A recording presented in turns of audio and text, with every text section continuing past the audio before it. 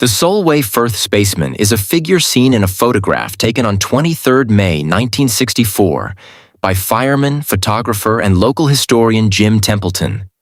The picture was taken on Burgh Marsh, situated near Burgh by Sands, overlooking the Solway Firth in Cumberland, England. Templeton claimed the photograph shows a background figure wearing a spacesuit and insisted that he did not see it present when the photograph was taken. The image was reproduced widely in contemporary newspapers and gained the interest of ufologists and paranormal investigators. According to UFO book author David Clark in 2014, the spaceman is most likely Templeton's wife, Annie, who was present at the time and was seen on another photograph taken that day. I think for some reason his wife walked into the shot and he didn't see her because with that particular make of camera you could only see 70% of what was in the shot through the viewfinder, said Clark. Annie Templeton was wearing a pale blue dress on the day in question, which was partially overexposed as white in another photo. She also had dark bobbed hair. It has been argued that, when using photo software to darken the image and straighten the horizon, the figure increasingly appears to be a regular person viewed from behind. Of it being widely renowned, Clark said, "People will still be talking about it in another 50 years. My theory is that it's probably his wife. You probably know old ways to make photos I don't know either, so I had to ask ChatGPT. Take photos on film. Remove the film from the camera. Develop the film in chemicals to create negatives. Use the negatives to make printed photographs on photo paper. Develop the photo paper in more chemical baths." So what most likely happened was, while photo was being developed, it got messed up due to how sunny it was. And after it fully developed, wife that was most likely behind came out looking as a spaceman. Is this true? We will never know. Wait, you are still watching? That means you are interested. Make sure to subscribe to this channel and enjoy the rest. The Babushka Lady.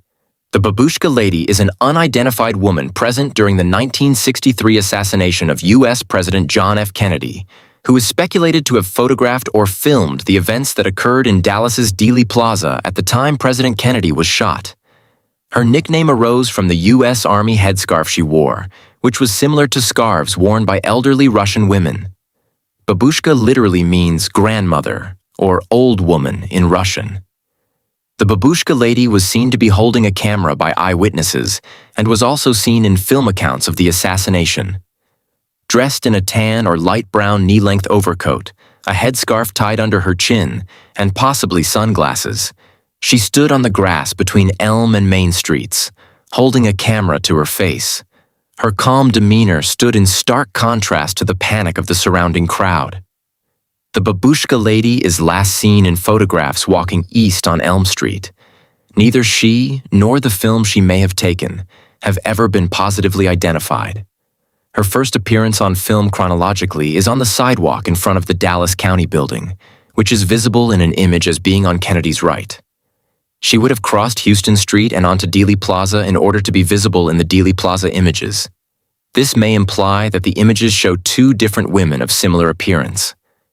It is plausible that once the motorcade passed by, she was able to cross the street to catch a second motorcade drive past on Dealey Plaza, where she would be on Kennedy's left. In 1970, a woman named Beverly Oliver told conspiracy researcher Gary Shaw at a church revival meeting in Joshua, Texas, that she was the Babushka Lady. Oliver stated that she filmed the assassination with a Super 8 film Yashica, and that she turned the undeveloped film over to two men who identified themselves to her as FBI agents. According to Oliver, she obtained no receipt from the men, who told her that they would return the film to her within 10 days. She did not follow up with an inquiry. This is where the story ends. Beverly Oliver has never been proven as Babushka Lady, and we will probably never find out who is she actually, but her appearance and behavior don't match the situation that was happening around her. The Dyatlov Pass last photo.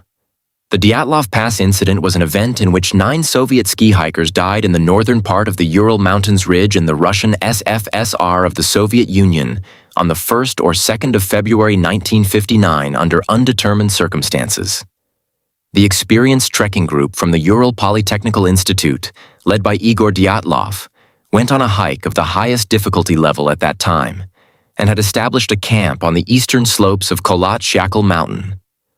Overnight, the group cut their way out of their tent by knives and fled the campsite, inadequately dressed for the heavy snowfall, strong winds, and extreme cold temperatures as low as -40 degrees Celsius. After the group's bodies were discovered, an investigation by Soviet authorities determined that 6 of them had died from hypothermia, while the other 3 had been killed by physical trauma. 1 victim had major skull damage, 2 had severe chest trauma, and another had a small crack in his skull.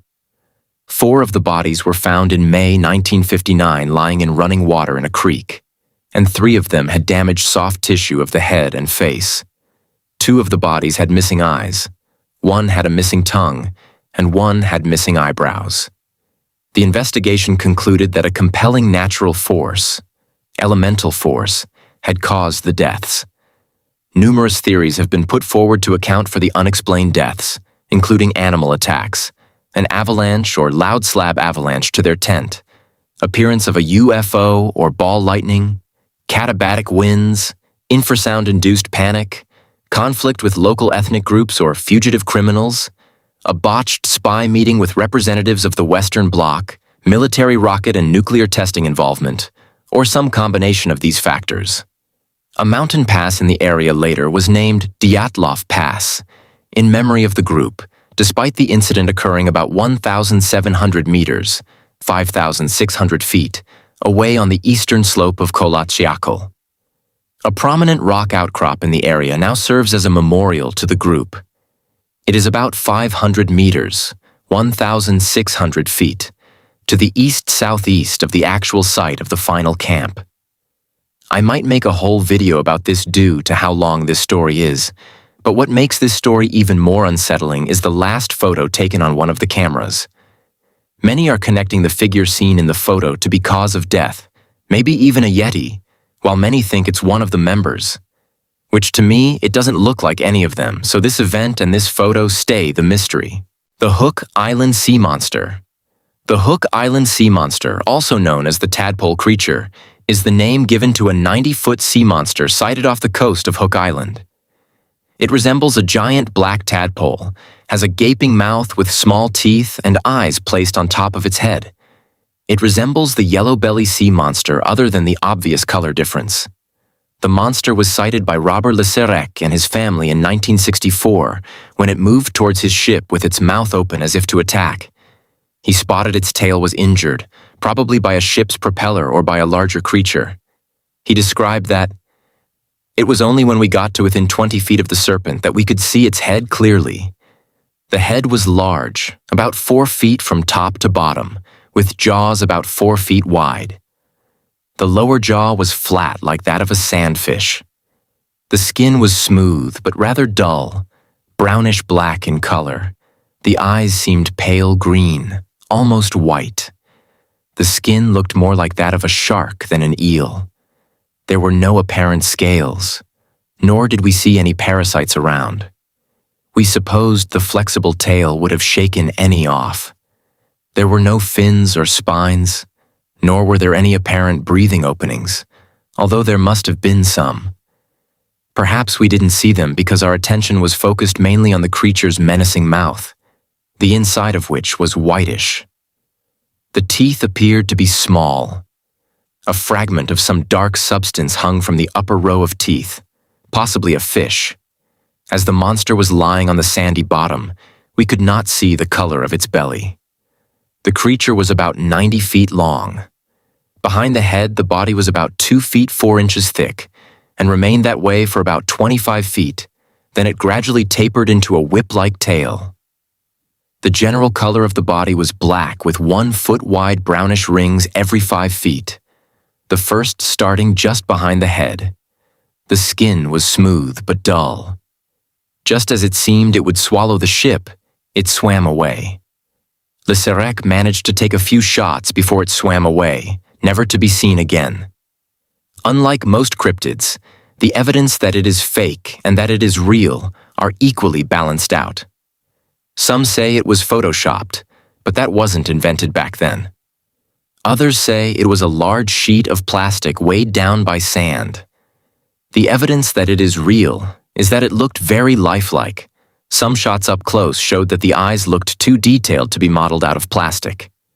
In their book, Field Guide to Lake Monsters, Sea Serpents, and Other Mystery Denizens of the Deep, Lauren Coleman and Patrick Haig stated the case was a hoax. Either way, many people are reluctant to swim in the waters of Hook Island, fearing that this creature may exist. The Cooper family photo. Although the details vary a lot on the different retelling, there is mostly one way to start the Cooper family falling body. Sometime in the 1950s, the Cooper family of Texas bought an old house and moved into it. On their first night there, the father took a photo of Mom and Grandma posing with the two kids at the dining room table.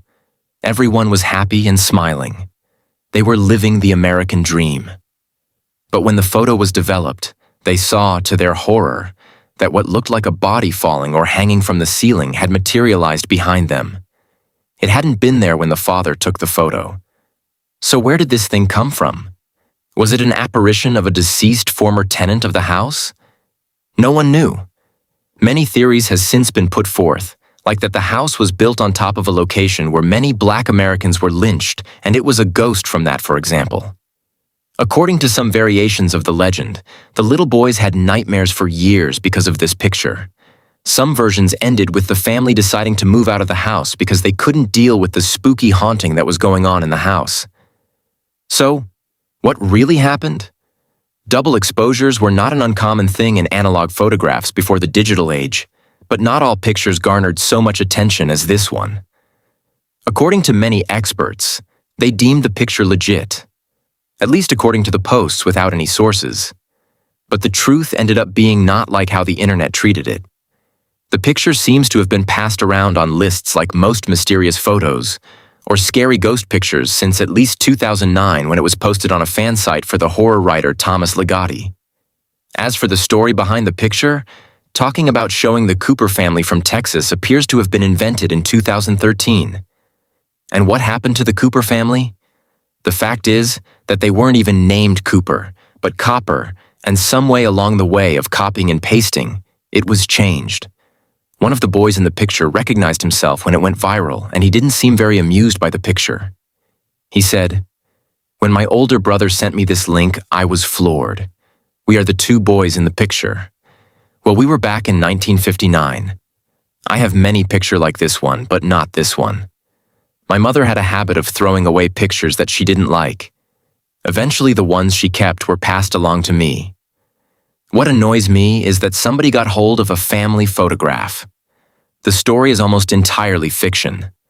Our last name is Copper, not Cooper. Does anybody know who did this? In 2015, photographers and others on Metabunk took a deep dive into the picture in the forum Robert Copper sent it to. Is it even a man in the picture?